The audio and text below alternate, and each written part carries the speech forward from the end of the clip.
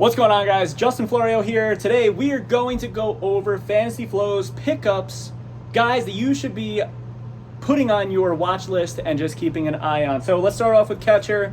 Two guys that I've been keeping an eye out on in case Drake goes down on the Braves. I'm keeping my eye on Francisco Alvarez. I know the Mets are super weak right now, but I think when Juan Soto comes back into that lineup, when they get hot, the Mets are going to get hot. And then, of course, Gary Sanchez, he's got the power with the new team on the Brewers. I think it's just the perfect fit for him, and I think that's what he's been looking for. So those are my two guys. Alvarez is available in 65% of leagues, and Sanchez is available in 92% of leagues, which is ridiculous. He's got 5 home runs so far this year. First base, Miguel Vargas. I gave you guys a really crazy guess last year. I said Miguel Vargas was going to have a better season than Manny Machado. It did not pan out. But I really think when the White Sox start to get better, Vargas is going to be the beginning piece of that team. So Miguel Vargas is available in 75% of leagues, and he's doing really well this year. And then Wilson Contreras on the Red Sox. I just like the setup. I think he went, again, when the Red Sox start to pick it up, that lineup is stacked. So as long as he is healthy, he's going to put up good numbers. Second baseman, stay away from Jackson. I don't believe in the hype. I don't think he's going to pan out to be the guy. He just had a good hot week 2, and that's what everyone went towards.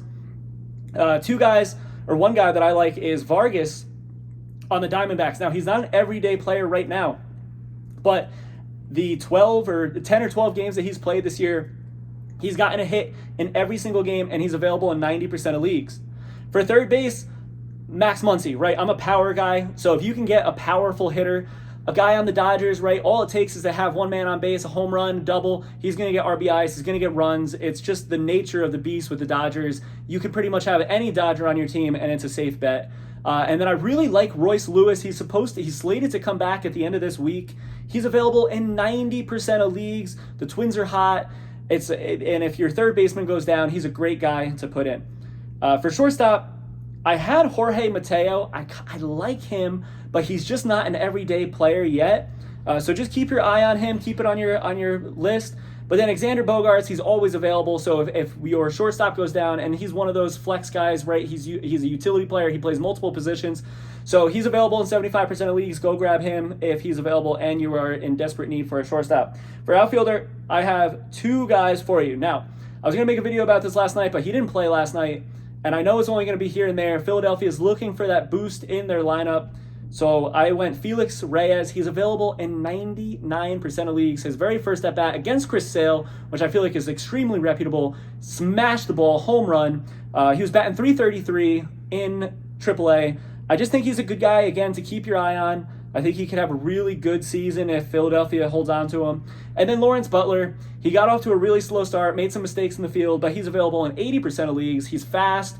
He is on a relatively hot Athletics team. And again, he's going to get you runs, stolen bases, hits, occasional home runs and RBIs. So he's an all-around guy, and he's available in 80% of leagues. For relief pitcher, right? This is the most exciting part of this video. Relief pitcher and starting pitchers. Pitching wins championships. I don't care what anyone says. I could make an entire team with the guys I just listed that are available offensively, but if I stacked up my pitching, I'm going to win the league, especially in head-to-head. Now, Jansen is available in 40% of leagues. If for some odd reason he's available, he's leading my league's free agency in saves, so that's a no-brainer. And then I really like McGill on the Brewers. He's got 4 saves so far this year. I know he's blown 2. But he's available in 51% of leagues, and he's just a good relief pitcher because if you get capped with starting probable pitchers, this is a great route to go because you're just getting free points as long as they don't get blown up. Like last night when I had Devin Williams and Edwin Diaz. Why was Edwin Diaz put in that position? I know he had a few days off, but don't do that to him. Starting pitcher. My guy, who I'm telling you right now to keep an eye on, and I said this last year, I think he's a Cy Young potential winner. The NL is just so tough. Yuri Perez, he's just got phenomenal stuff. He's available in 20% of leagues. He was only owned in 80% going into the start yesterday. I think he's going to go up a lot because he got the win. He got me about 28 points. I'm staying strong with Yuri Perez.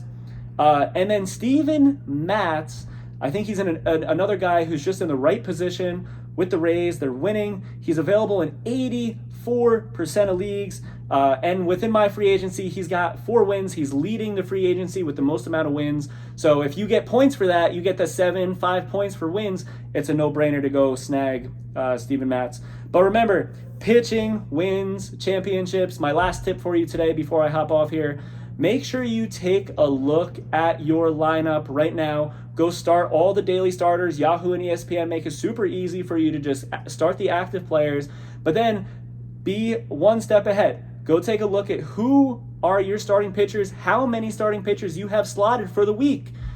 Try to figure out the inning cap that you may have if those pitchers are all going, and then try to figure out how many pickups you can have for the end of the week. And of course, stay tuned for my fantasy snags that I'm going to post every single morning so that you can get a head start on your league. Hey, week 4, even if you're 0-3, don't worry about it. I started out 0-6 3 years ago and I made it to the championship game. It's not about how you start, it's about how you finish. I'm starting off slow this year. I'm 1-2, but that's okay. It's a long 21 weeks. Let's go.